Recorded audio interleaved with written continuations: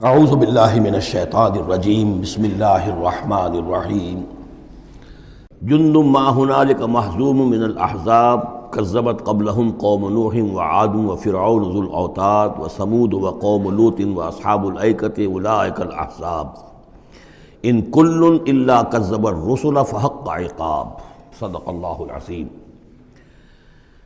یہ بھی ایک لشکر ہے ان میں سے کہ جو اس سے پہلے ہلاک کیے جا چکے ہیں، ان کے قسمت میں بھی اب اسی طرح کی ہلاکت لکھی جا چکی ہے۔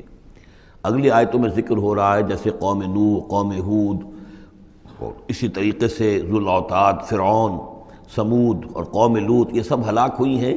اسی طرح سے اب یہ قریش بھی جو ہے معلوم ہوتا ہے کہ اسی انجام سے دوچار ہونے کا فیصلہ کر چکے ہیں۔ کذبت قبلہم قوم نوح، جھٹلایا تھا ان سے پہلے قوم نوح نے اور عاد نے، وعاد وفرعون، اور فرعون ذو الاوتاد میخوں والا، کیونکہ ان کا لشکر بہت بڑا تھا، تو جب وہ لاؤ لشکر کے ساتھ چلتے تھے تو بہت سے گھوڑوں پر اور خچروں پر تو صرف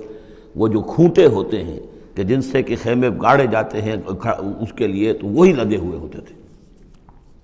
وثمود، اور قوم ثمود، وقوم لوط، لوط کی قوم، واصحاب الایکہ، اور یہ قوم شعیب جو بن والے تھے،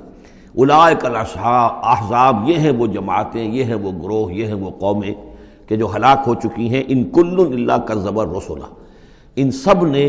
رسولوں کی تکذیب کی، فحق عقاب، تو وہ میرے سزا کے اور میری عقوبت کے مستحق ہو گئے۔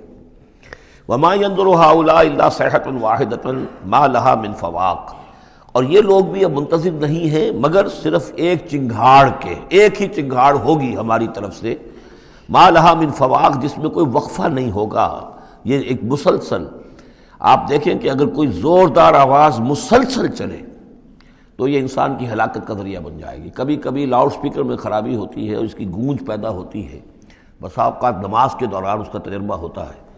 تو جو کیفیت پھر ہو جاتی ہے انسان کی، حالانکہ وہ چند سیکنڈز کی بات ہے، 1-2 منٹ کی بات ہے، لیکن اگر زوردار آواز مسلسل چلے،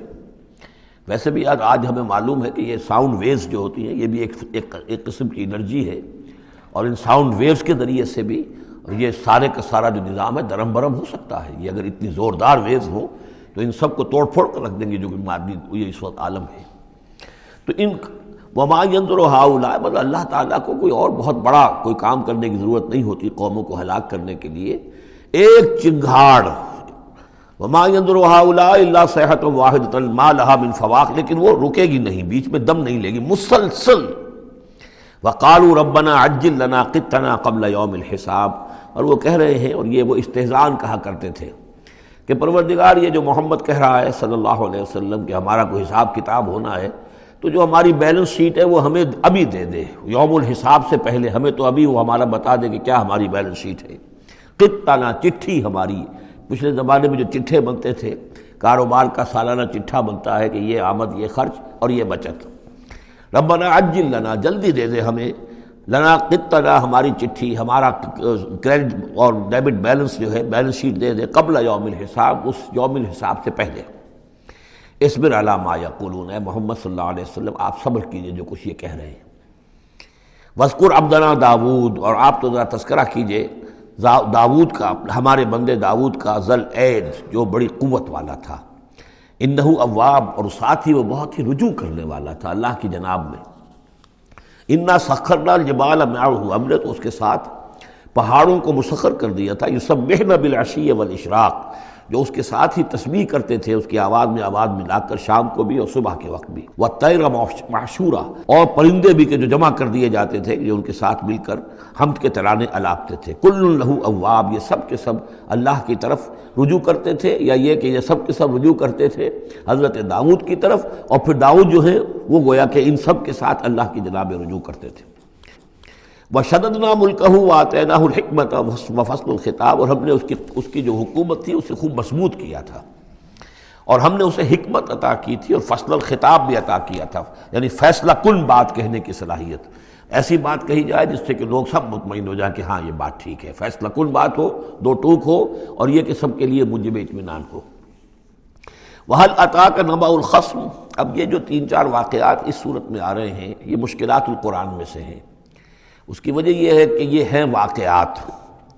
لیکن ان کی یہاں پہ صرف اشارے کنائے میں قرآن نے تذکرہ کیا ہے۔ ان کی تفصیل کے لیے اگر ہم رجوع کرتے ہیں تورات کی طرف تو وہاں ہمیں کچھ قصے ایسے ملتے ہیں کہ جو انبیاء کی شان سے پوری طرح مطابقت نہیں رکھتے، لہذا ایک بہت ہی یوں سمجھیے کہ ایک ہمارے لیے شش و پنج کا مسئلہ ہے کہ مفسرین واقعہ تو اس طرح کا ہے، معلوم ہوتا ہے کہ کہیں کوئی خطا ہوئی ہے اور ہو جاتا ہے، آخر نبی اور رسول جو ہے وہ بھی سب اللہ کے بندے تھے اور اللہ تعالیٰ کی طرف سے خصوصی حفاظت ان کی ہوتی تھی، وہ معصوم ہوتے تھے بئی معنی، یہ نہیں کہ ان کے اندر کوئی غلطی کا رجحان ہی کبھی پیدا نہیں ہو سکتا تھا، وہ تو اگر یہ رجحان ہی پیدا نہ ہوتا تو فرشتے ہوتے، پھر وہ انسان نہ رہتے، جب تک وہ انسان تھے تو اس رجحان کے پیدا ہونے کی نفی ہم نہیں کر سکتے، لیکن یہ کہ اللہ انہیں بچا لیتا تھا، روک لیتا تھا۔ تو وقت کے اوپر بچا لینا، روک لینا، جیسے حضور کے بارے میں آتا ہے کہ آپ اپنی وہ نوجوانی کے دور میں حضور فرماتے کہ 2 مرتبہ میں نے ارادہ کیا کہ وہ جو میلے ہوتے تھے جہاں پر کچھ وہ قصے کہانیاں ہوتی تھیں، وہاں پر فوش گوئی بھی ہوتی تھی، شاعر جو ہیں وہ ایسے ایسے اپنے قصیدے سناتے تھے، اپنے معاشقوں کی تفاصیل بیان کرتے تھے، تو 2 مرتبہ حضور کہتے ہیں میں نے ارادہ کیا کہ میں بھی ان میں جاؤں، دیکھوں کیا ہوتا ہے، وہاں پہ میں بھی شریک ہوں، لیکن دونوں مرتبہ یہ ہوا کہ فاصلے پر ہوتا ہوگا، ظاہر بات ہے کہ عین مکے میں تو نہیں تھا وہ، تو جیسے عکاس کا بازار جو ہے وہ ذرا فاصلے پر لگتا تھا، تو راستے ہی میں کہیں تھوڑی دیر آرام کرنے کے لیے بیٹھے ہیں اور نیند آ گئی ہے، ساری رات سوتے رہے، صبح آنکھ کھلی ہے، تو اللہ تعالیٰ نے بچا لیا کہ وہاں جانے کی شکل ہی پیدا نہیں ہوئی، حالانکہ ابھی نبوت آپ کو، ویسے تو نبی پیدائشی نبی ہوتے ہیں، نبوت تو حضور فرماتے ہیں کہ مجھے مل چکی تھی جبکہ ابھی آدم کی روح جو ہے وہ ان کے جسد میں پھونکی نہیں گئی تھی، والآدم بین الروح والجسد، تو عالم ارواح میں بھی نبی کی روح جو ہے وہ تو اپنی اسی امتیازی شان کے ساتھ تھی، لیکن یہ کہ نبوت کا ظہور ہوا ہے جب آپ کی عمر 40 برس کی ہوئی ہے، لیکن اس سے پہلے بھی بچپن میں بھی اور لڑکپن میں بھی اور اس کے بعد آگے جو ہے جوانی اور نوجوانی میں بھی اللہ پوری طرح حفاظت کرتا ہے، لیکن حفاظت کا مطلب یہی ہے کہ کوئی غلط بات کا ارادہ اگر پیدا ہو بھی جائے کسی وجہ سے تو اللہ تعالیٰ ایسے انتظامات کر دیتا ہے کہ اس کی تکمیل کی نوبت